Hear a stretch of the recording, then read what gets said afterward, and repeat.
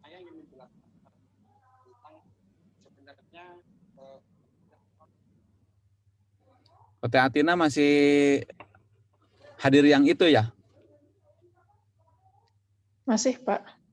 Belum Ya udah. selesai. Kenapa? Belum selesai, Pak. Belum ya. Ya udah hadir aja di sana biar yang ini Teh Nadia aja ya. Oh ya, baik, Pak.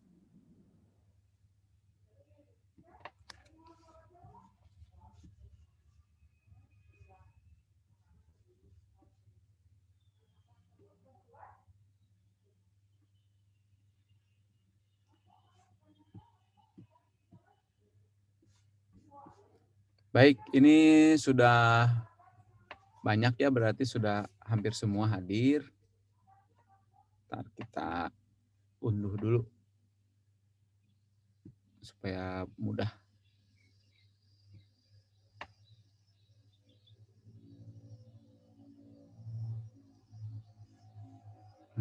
Kenapa nih?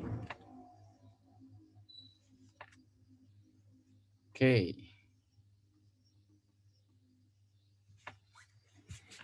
Baik. Selamat siang.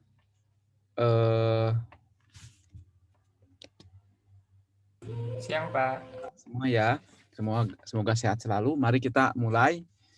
Baik, saya ingin mendengar dulu kemarin karena kita banyak sekali ya materi yang disampaikan, jadi belum sempat ngobrol di antara kita.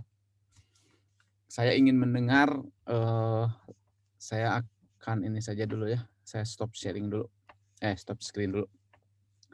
Saya ingin mendengar kesan Anda dengan Agate Studio, yaitu kan startup yang sudah sangat besar sekarang ya, udah 230-an karyawannya gitu.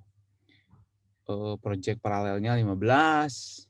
Nah, memang itu khusus game aplikasinya, tapi kita tahu ya dan mendengar juga dari beliau bahwa aplikasi yang lain sebetulnya subsetnya dari game, karena game ini sangat kompleks ya dari sisi teknis aplikasinya.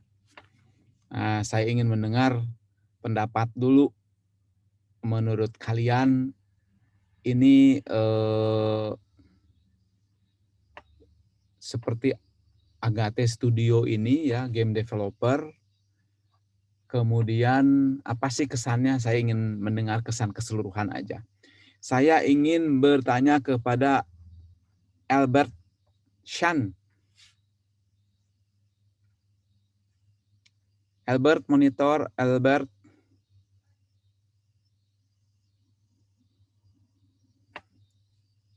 Hello, Albert.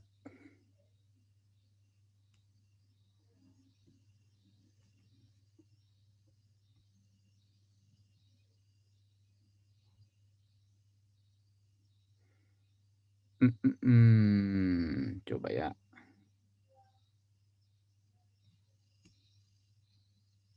Albert, monitor Albert. Iya, Pak. Halo, Pak. Mau, Pak. Barusan ada urusan di rumah, Pak. Ya, kenapa, Pak? Maaf. Gimana kesan Anda mengenai, apakah Anda punya kesan terhadap Agate atau Mas Fandri keseluruhan lah terkait dengan perkuliahan kita ini? Agate, Mas Fandri, bagaimana kesannya?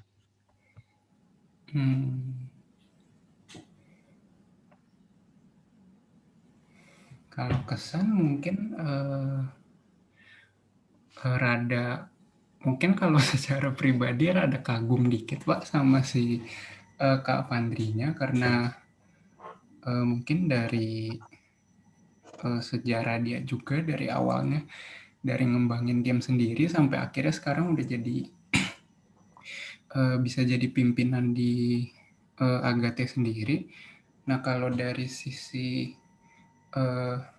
materinya yang disampaikan sama Kak Fandri, kemarin saya berasa wawasannya itu banyak sih, Pak. Dari cuma 1 jam itu doang saya berasa kayak sebenarnya lebih ke ini juga sih, Pak, kayak bukan approval, kayak contoh nyatanya, kayak baru tahu kalau misal yang dibilang agile itu beneran kepake dan bermanfaatnya itu gimana. Sama kayak teori-teori RPL-nya juga Pak sebenarnya. Nah, kalau dari sisi materi mobile yang PPAM ini juga Pak sebenarnya kemarin kayak misal dari yang cara metrik-metrik pengukuran keberhasilan aplikasinya seperti ada yang lifetime value-nya itu kayak sebenarnya mungkin nambah pengetahuan, nambah materi baru enggak, tapi lebih ke baru sadar aja kalau memang ternyata applicable banget gitu sih Pak ke pengembangan aplikasi deh, materi-materi yang udah kami pelajari sampai sekarang. Oke, saya sih berencana manggil 1 orang lagi praktisi ya untuk kalian menambah wawasan. Karena yang kita pelajari ini kan best practice teori begitu ya. Kalian mencoba melakukannya, tapi nanti di depan kalian itu ada samudra luas yang bermacam-macam tantangannya lah begitu. Kalian nanti mau membuat Agate yang baru, startup. Nah, hari ini memang kita akan membahas startup. Minggu depan sih kita bahas startup sih sebetulnya ya. Saya itu ada beberapa peluang mengundang dari LPIK yang bisa membantu kalau kalian ingin bikin startup, tahu informasinya harus bagaimana ya, dan permasalahan-permasalahannya. Tapi juga ada dari praktisi gitu. Nggak tahu nih siapa yang bisa, saya sedang lobby aja. Ya, tapi pada prinsipnya di lapangan itu ya tergantung kalian nanti merasa ada lebih seru atau kalian ada yang mau gabung aja dulu, mau kerja praktek dulu atau mau tugas akhir dulu atau mau nyoba-nyoba jadi pegawai lepasnya. Nah, itu banyak kemungkinannya ya karena di antara 50 orang ini kan kepalanya berbeda-beda, cita-citanya berbeda-beda, tapi ya saya berusaha memberikan sebanyak-banyaknya lah yang dimungkinkan dari sisi teori, dari sisi best practice, dan dari sisi pengalaman seperti Mas Fandri begitu. Oke, terima kasih ya Albert ya. Kita coba yang lain, ingin mendengar dari yang lain.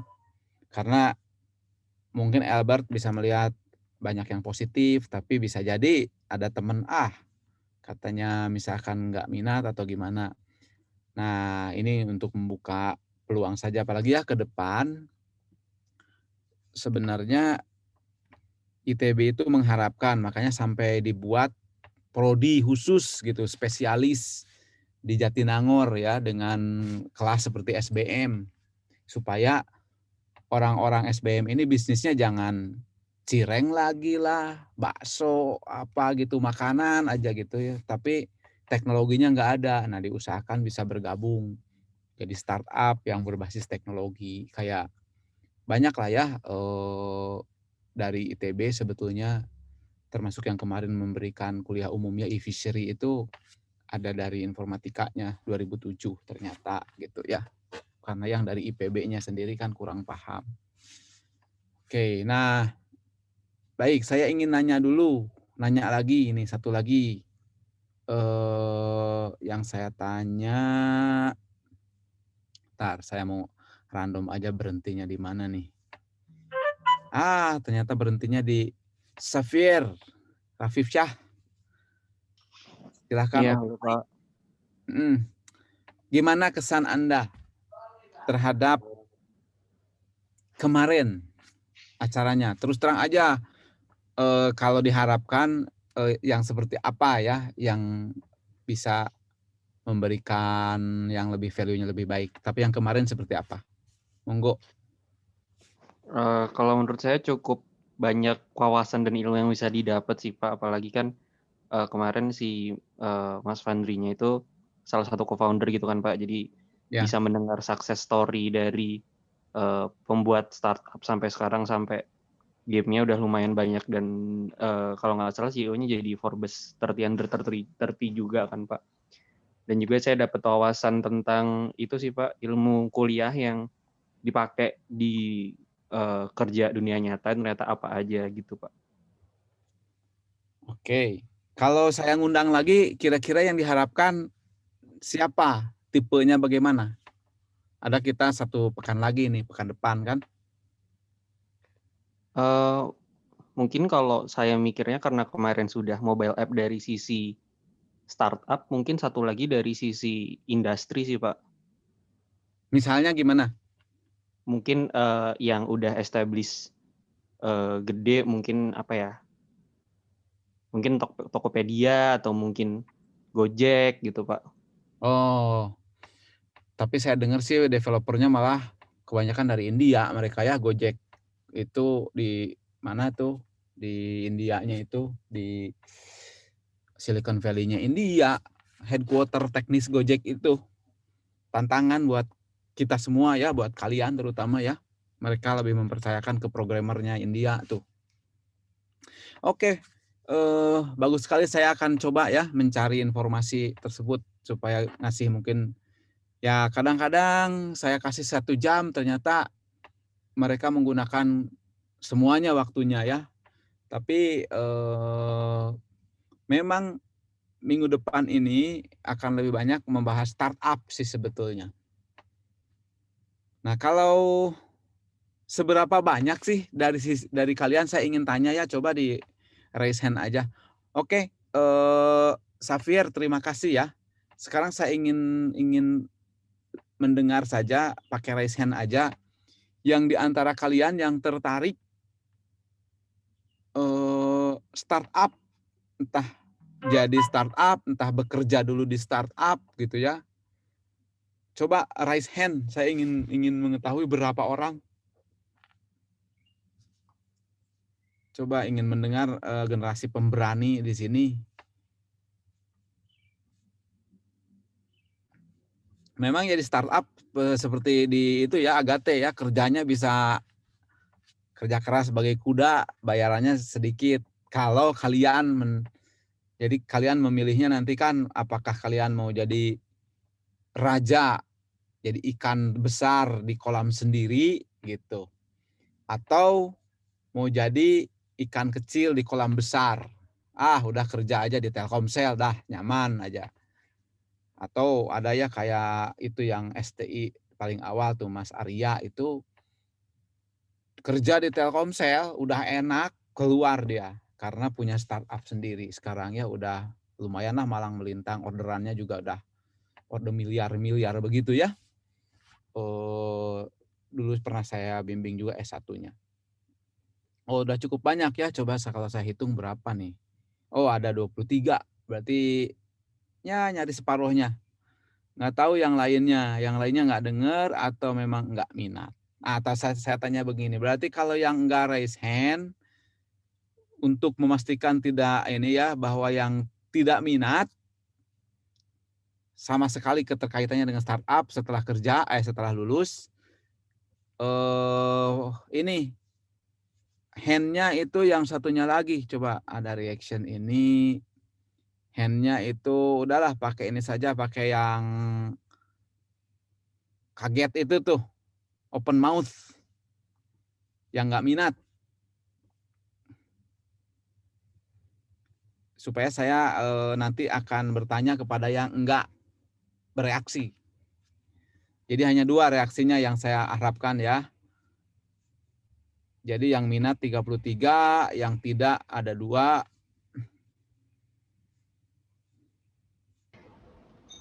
Misalkan ada yang minat kan terus sekolah, jadi dosen dan lain-lain gitu ya.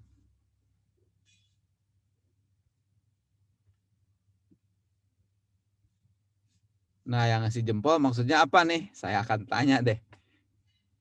Yang ngasih jempol.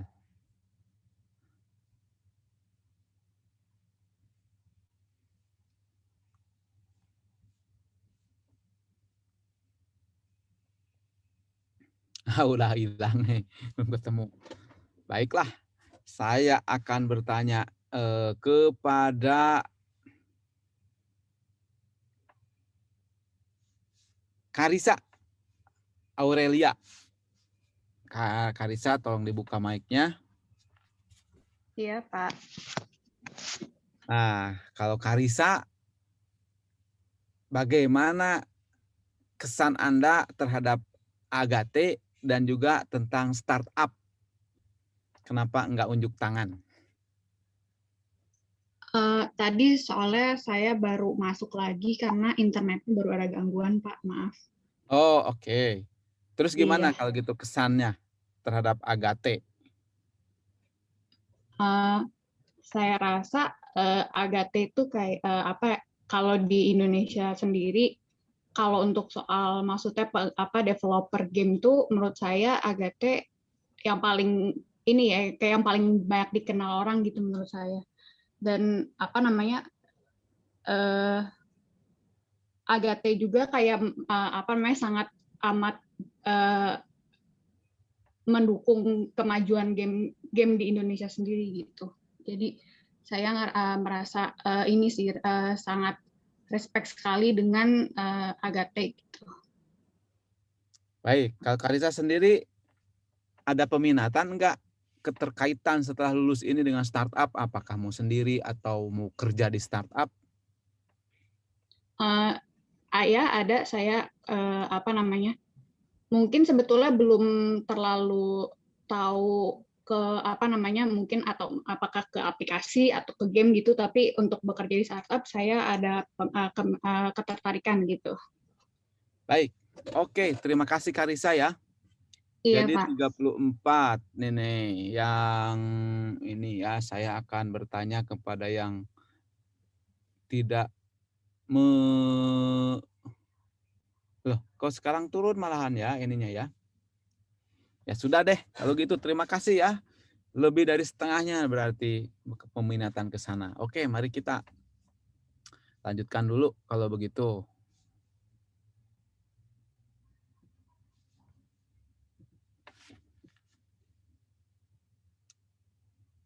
Oke, kita akan mulai. Ini bahasan untuk pekan depan ya sebenarnya. Tapi kita cicil aja deh. Nah, kalian kan di bisnis plan ya,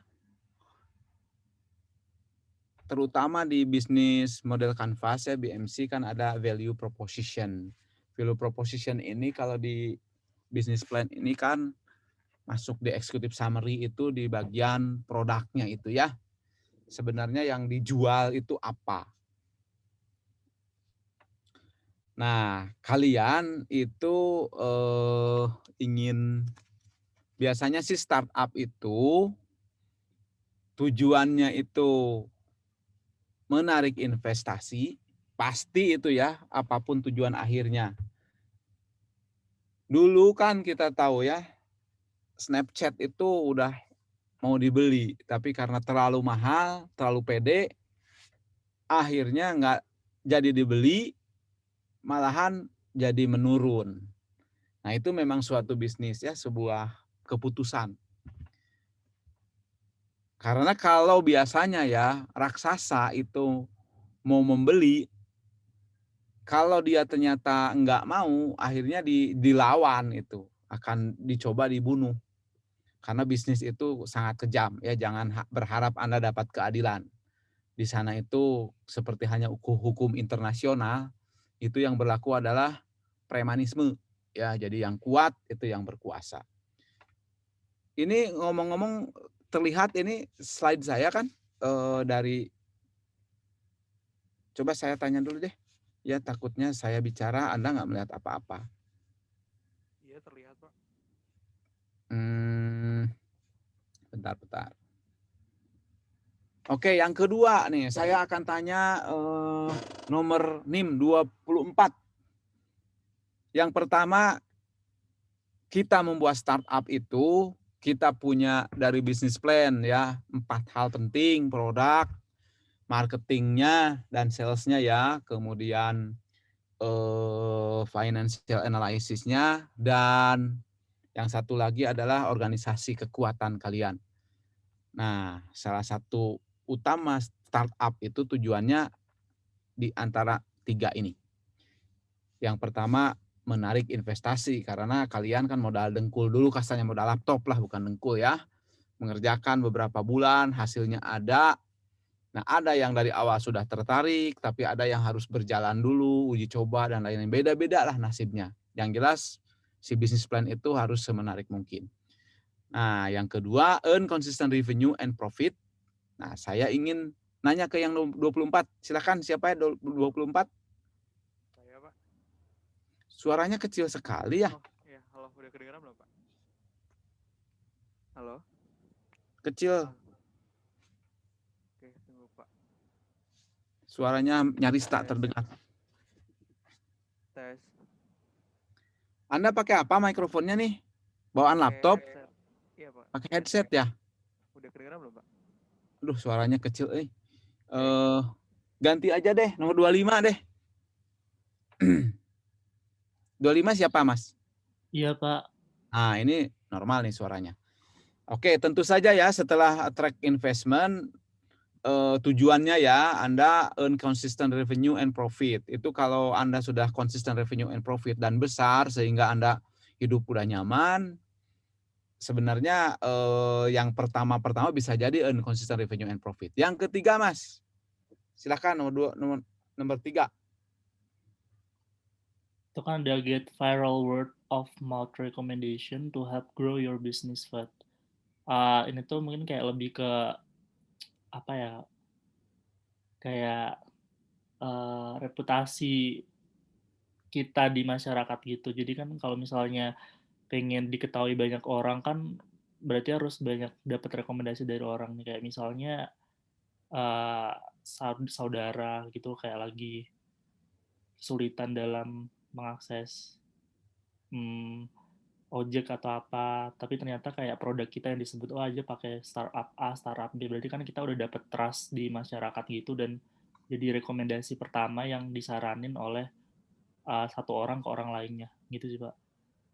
Oke, ya memang ya tidak bisa semuanya berharap sebesar Gojek.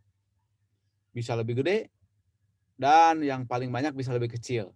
Dan yang lebih kecil ini bisa jadi malahan nanti diakuisisi oleh Gojek.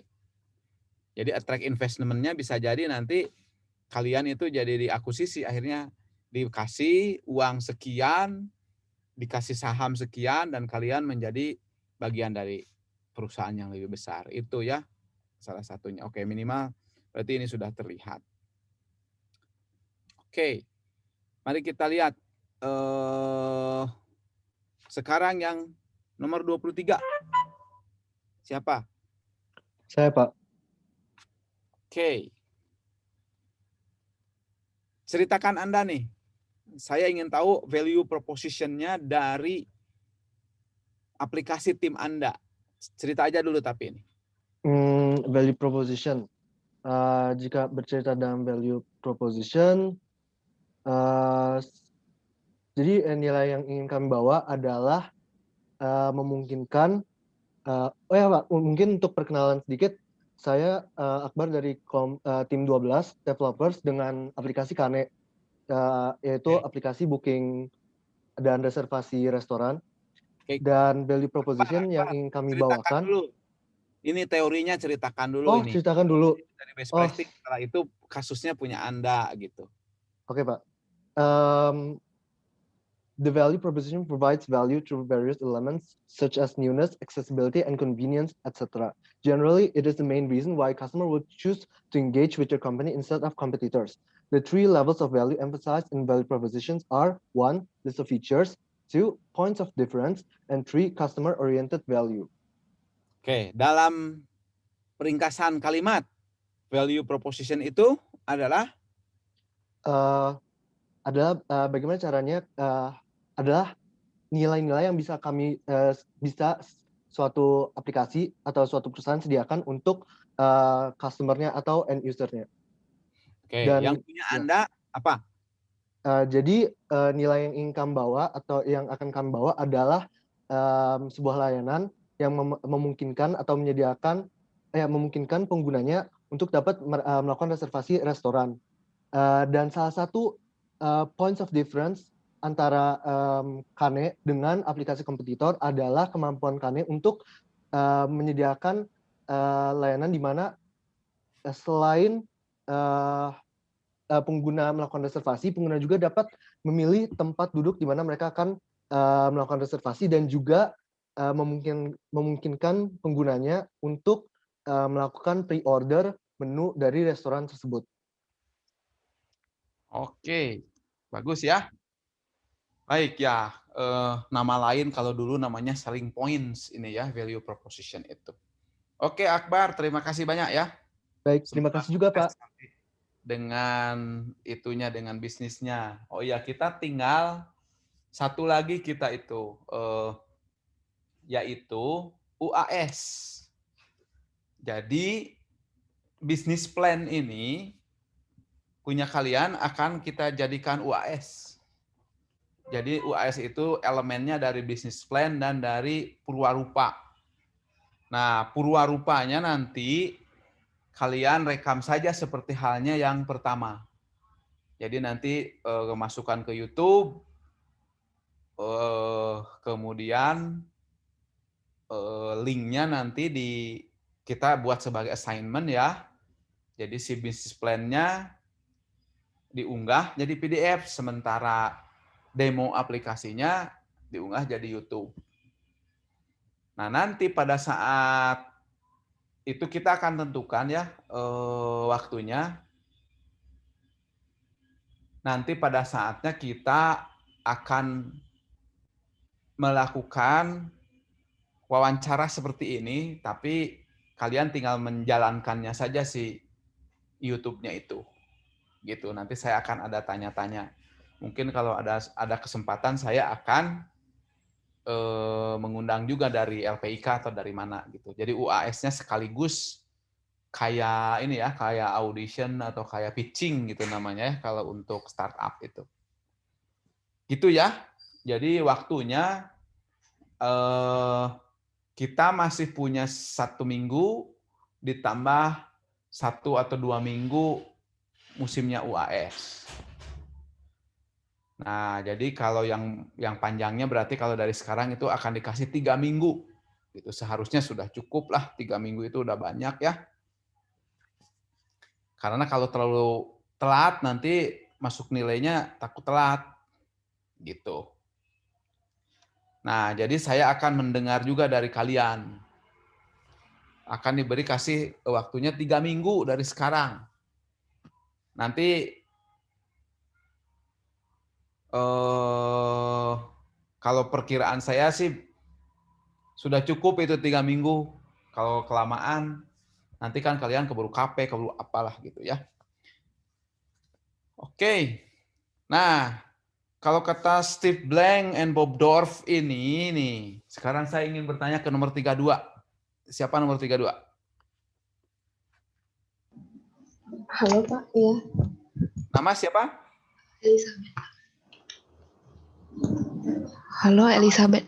Elizabeth Pak. Elizabeth, oke. Bid value proposition. Coba dibaca dulu, kemudian punya tim Elizabeth apa yang akan diberikan yang kayak gini-gininya nih. Silahkan. Oh, dibaca dulu ya Pak. Ya, dibaca saja dulu, nanti disimpulkan, kemudian kasih contoh untuk tim Elizabeth. Oke, baik Pak. Build value proposition. Traditional companies using classical marketing techniques build value propositions on one of 3 main strategies. First, operational excellence, good product with lowest price. Second, product leadership. Customers care most about the product and want to get the best. Third, customer intimacy. The market is full of similar products and services at various quality and price points. In a startup, the founders define the product vision and then use customer discovery to find customers and a market for that vision. Nah, jadi, oke, disimpulkan aja dulu. Jadi untuk proses penciptaan nilai, perusahaan tradisional itu menggunakan teknik marketing yang klasik seperti 3 strategi pada slide ini. Yang pertama ada mengutamakan excellence dari operasionalnya, yaitu menyediakan produk yang bagus dengan harga yang rendah. Kemudian yang kedua, pengguna itu peduli dengan produknya dan ingin mendapatkan yang terbaik dari produknya. Yang ketiga, customer intimacy itu mungkin menyediakan produk dan layanan pada kualitas dan harga yang bervariasi. Kalau Elizabeth apa produknya? Kalau produk aplikasi kami namanya Bantuin, Pak. Jadi karena ini aplikasi yang bertujuan untuk membantu kegiatan relawan, mungkin kami fokus pada operational excellence-nya, yaitu good product with lowest price. Karena kami menyediakan versi langganannya ada yang gratis dan ada yang premium, tapi itu cuma 500.000 per tahun. Gitu. Oke, tapi suaranya mengecil nih ke ujung. Oh ya, halo Pak. Baik, oke ya. Jadi akan utamanya di sana ya, harga murah tapi kualitas tinggi dibandingkan kompetitor berarti ya? Iya benar Pak.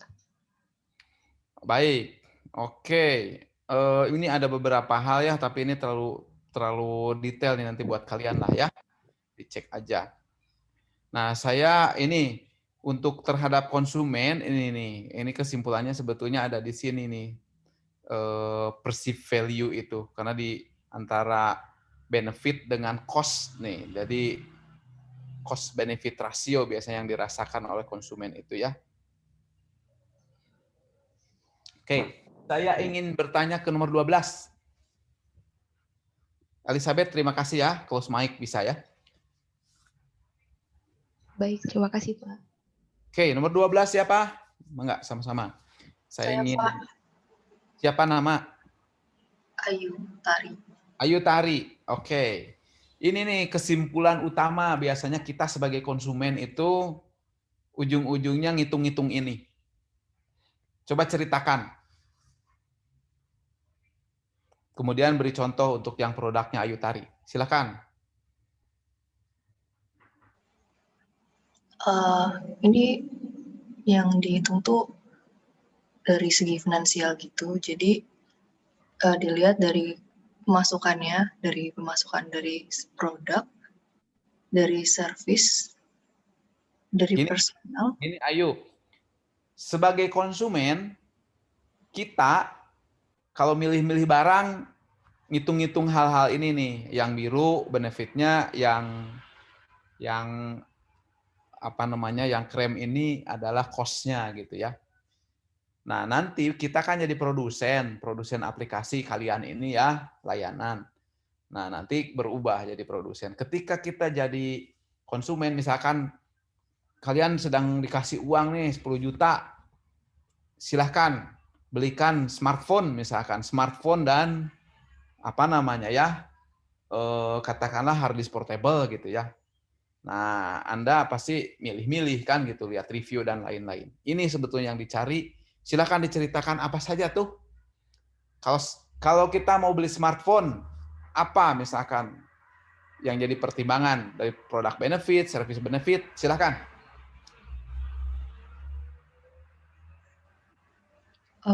Jadi kalau saya sebagai customer bakal cari yang keuntungannya paling besar, tapi juga yang biayanya paling sedikit gitu. Terus keuntungan-keuntungan ini ada dibagi jadi beberapa hal gitu ya Pak? Ya. Dari segi produk, bisa dari segi produk, dari segi service, dari segi personal tuh, dari segi orang gitu ya Pak? Ya, kalau Anda mau beli smartphone, apa sih yang dilihat dari sisi produk, service, personal, sama image ini? Kalau smartphone, dari segi produknya gitu sih Pak, mungkin dari bahannya gitu, dan bisa dipakai dengan baik atau tidak. Mungkin dari segi produknya sih Pak. Cuma kalau dari yang image itu sebenarnya saya belum paham. Orang ya, mobil sama-sama rodanya 4 bisa jalan, ya nggak tinggi-tinggi lah, 150 paling ya. Tapi kan orang ada yang beli Avanza, ada yang beli Aventador kan gitu. Mobilnya sama-sama, bannya 4, tapi kan beda image-nya toh. Paham nggak? Paham, Pak. Ya, Atta Halilintar nggak beli Avanza gitu karena apa? Kan ingin image gitu kan? Jadi image itu yang kayak wah keren gitu ya Pak, kayak iPhone gitu. Iya dong. Kalian juga dikasih uang misalnya 20 juta, mungkin belinya nggak Xiaomi barangkali ya. Karena supaya keren saat selfie, kelihatan HP-nya terbaru. Itu kadang-kadang sampai nunjuk-nunjuk juga pakai HP gitu. Gitu. Ya. Nah, sebenarnya kalian udah bakal tahu lah ini ya. Tapi saya ingin jelas gitu. Nah, bagi Ayu Tari coba langsung aja deh karena bakal udah tahu ini udah kita bahas sekilas. Kalau aplikasi Ayu Tari apa timnya? Ini Pak nama aplikasinya Trovonomy Pak. Jadi menyediakan layanan catering gitu.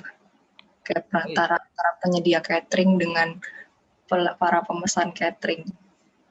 Oke, produk benefitnya apa sehingga orang mau mengunduh aplikasinya?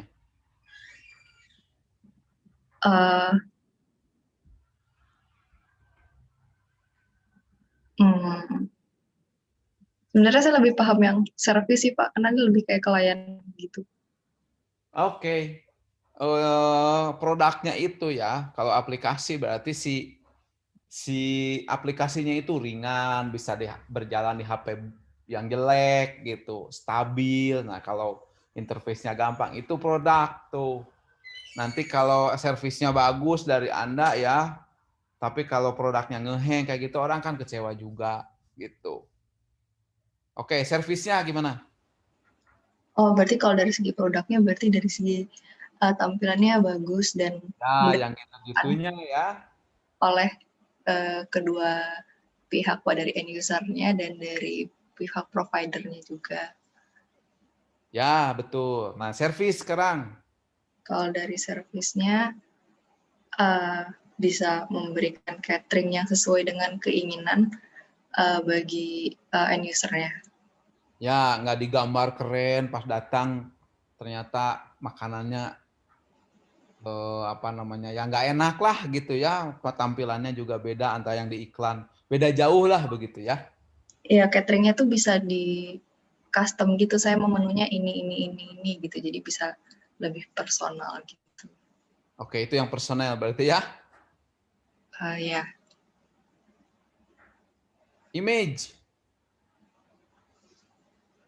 Image-nya apa ya Pak? Ya, kalau kalian misalkan ya, cateringnya yang diambil bisa ternyata warteg aja semua, atau yang branded misalkan katakanlah ya Justus gitu, yang mahal-mahal lah. Atau kalian bisa menyediakan levelnya beda-beda, termasuk dari yang warteg, kaki lima ada, tapi yang satu porsinya 300.000 lah gitu ya, bermacam-macam hanamasa yang kayak gitu ada. Nah, kan bisa beda-beda juga. Ini bervariasi sih Pak, tapi yang penting makanan sehat. Ya, mungkin saja ya, kalau untuk aplikasi kayak gini image benefit tidak terlalu dominan ya kan, karena orang sih nggak pedulilah kalau aplikasi image-nya gimana-gimana, yang penting hal-hal yang lainnya ya. Tapi kalau untuk mitra bisa jadi ya, ketika Anda sudah hebat bermitra dengan Anda itu ada image tertentu gitu. Oke, baik Ayu, terima kasih ya. Kalau cost-nya ini harganya, biayanya, time-nya. Kalau produk macam-macam kan ya, ini energi, ini kalau terkait dengan misalkan TV kayak gitu, mau dijualnya dia boros energi atau enggak. Kalau time ini bagaimana dia usianya seperti itu ya, apakah awet, kemudian kalau masalah komputer, smartphone mungkin ya, termasuk time itu juga kecepatan, aksesnya, dan lain-lain ya. Kemudian psychological cost and risk.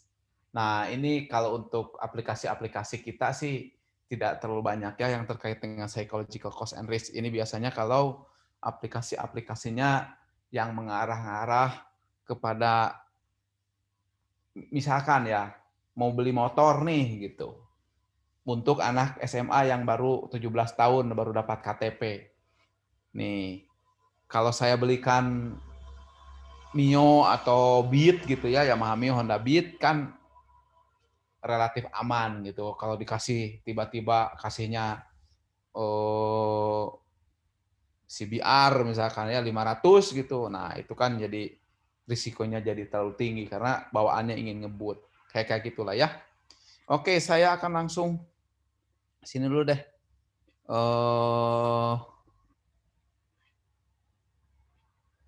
Ini market sudah ya. Kita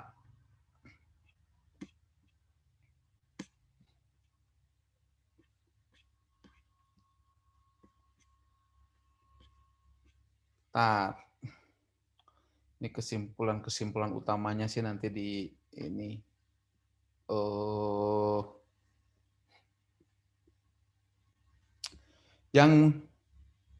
Oke, saya ingin tanya dulu deh kepada kalian. Seandainya nih ya, disimulasikan kalian ini membuat startup. Kira-kira informasi apa yang paling kalian butuhkan? Saya mau bertanya kepada nomor 46. Karena hal-hal yang lain sih di business plan nanti kita bisa diskusi ya. Minggu depan masih bisa diskusi. Tapi kalau ke startup kan mungkin masih bingung di sebelah mananya terutama. Ya, Oke, Pak. 46 siapa? Ya, halo. Kedengeran?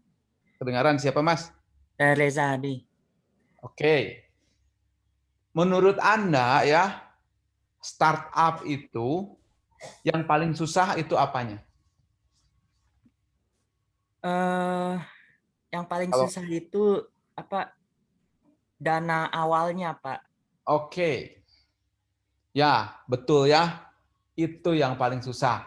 Sebenarnya maksudnya dana awal gimana? Jangan saya salah paham.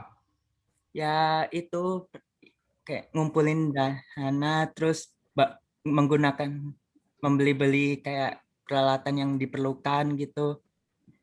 Oke, membeli mah gampang ya. Ya, Dananya membelinya susah, tapi kan? budgetingnya gitu, Pak. Oke. Dana awal ini maksudnya dari investor atau dari untuk membuat dulu sampai prototype itu untuk membuat jadi playable application. Gimana? Ya itu Pak, susahnya apa antara nyari investor atau buat dulu dari nol gitu. Susahnya dari situ, Pak. Oh, ya memang kalau makanya di kuliah ini kita membuat sampai purwarupa ya sama konsep karena itu saya paksakan kasarnya ya supaya kalian memulainya. Supaya bisa bikin bisnis model, bisa bikin konsep aplikasinya dengan ada GDD itu ya atau application design itu dengan purwarupa sampai jadi purwarupa karena yang tersulit memang mencari investor itu, mencari dana gitu ya. Karena yang ini sudah terpaksa karena kalian masuk kuliah ini, nah dipaksakanlah, bukan dipaksa sih sebetulnya ya. Ini kurikulum gitu. Jadi kalian harus mengikuti sampai jadi sehingga nanti tinggal nyari dananya. Nah, sebenarnya itu kalau kalian membuatnya dengan sebaik-baiknya, konsepnya bagus, demonya bagus, itu yang punya dana itu banyak orang itu sebenarnya. Yang punya dana ingin investasi, ingin membuat sesuatu yang keren gitu. Jadi sebenarnya nanti di tempat pitching itu adalah perjodohan antara kalian yang punya entusiasme, yang punya kemampuan, yang punya konsep, yang sudah dimatangkanlah selama beberapa bulan ini, itu untuk ditemukan dengan yang uangnya banyak, bingung nyimpennya. Mereka yang disebut angel investor dan lain-lain itu ya nanti akan siap-siap ngasih, tetapi akan meminta biasanya ya porsi-porsi dari saham gitu kepada kalian. Oke. Nah, oleh karena itu nanti di pekan depan kita akan bicara terkait dengan hal-hal tersebut ya. Tapi yang utama memang di dari sisi kaliannya adalah membuat bisnis plan yang bagus, membuat application design dokumen yang bagus, kemudian sedapat mungkin bisa mendemokan sehingga kalau nanti saya mengundang di ujian akhir yang orang-orang yang bisa menjadi investor atau menjadi maklar investor, itu kalian sudah mudah dihubunginya. Nanti mungkin simpan nomor emailnya gitu ya, sehingga kalau tiba-tiba ada yang ngontak dan lain-lain ya itu berarti ada perjodohannya. Oke, betul sekali ya jawabannya, nyari dana, nyari investor ya sebenarnya. Oke, saya mau nanya ke yang terakhir nih. Yang terakhir nomor 50 nih ya. Nomor 50 siapa? Garin, Pak. Garin. Oke. Garin, timnya apa aplikasinya? Tim kami ini Pak, bikin aplikasi wellness untuk menunjang kehidupan sehat gitu Pak. Jadi dia kayak ngasih tahu tempat gym terdekat, terus menjual makanan-makanan sehat, gitu. Terus pengingat minum air putih gitu-gitu Pak, buat kehidupan yang sehat gitu Pak. Oke, baik. Nanti kalau kalian pitching ya ceritanya ya presentasi bisnis plan, yang kalian cari dana berapa untuk dana awal seed capital?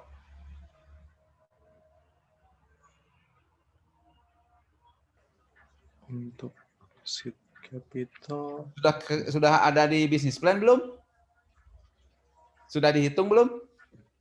Ini kalau dari sama teman-teman kemarin kayak 1M gitu sih Pak. Oh, sekitar segitu ya? Iya Pak. Oke, baiklah. Oke, kita waktunya sudah habis. Kita akan, kalian bersiap-siap ya dengan bisnis plan-nya ya.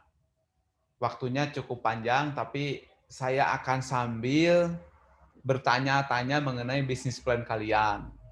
Mungkin ada satu sesi saya akan mengundang yang terkait dengan startup lah pokoknya, entah siapa yang bisa hadir nih.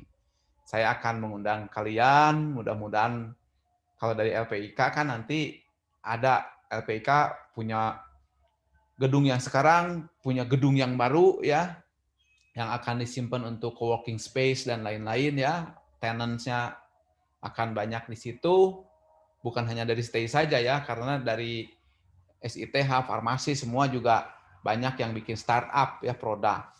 Kemudian yang lebih besarnya lagi nanti di sana di Gede Bage itu ya, dekat stasiun kereta api Bandung Cepat itu yang Sumarekon ya, di sana ada juga. Agate juga sempat punya ya di sana, nggak tahu tapi sekarang katanya balik lagi ke sana ya, ke Setiabudi. Nah, jadi saya akan melihat progresnya setidaknya dari bisnis plan itu, dari financial analysisnya, supaya ada gambaran kalau nanti mau mengarah kepada startup. Oke, itu saja dulu ya untuk hari ini. Terima kasih yang sudah menjawab nih dan sudah hadir di sini. Absensinya sudah ya? Presensi di CX-nya udah dilakukan? Sudah, Masih Pak. ada beberapa, kalau belum ya beberapa menit lagi sebelum ditutup. Baik, jadi saya tidak akan jadwalkan dulu tugasnya, tetapi saya akan bertanya aja sehingga nanti timnya bersiap-siap saja khususnya terkait dengan aspek finansialnya. Nanti kita akan bahas bagaimana membuat si business plan ini dikaitkan dengan ke arah startup ya. Oke, terima kasih. Jaga kesehatan. Kita sampai di sini dulu. Saya akan tutup vCall-nya ya, kuliahnya. Terima kasih. Wassalamualaikum warahmatullahi wabarakatuh. Salam sehat selalu. Waalaikumsalam Pak. Terima kasih. Waalaikumsalam. Terima kasih Pak. Ya, terima kasih semua ya. Saya tutup nih.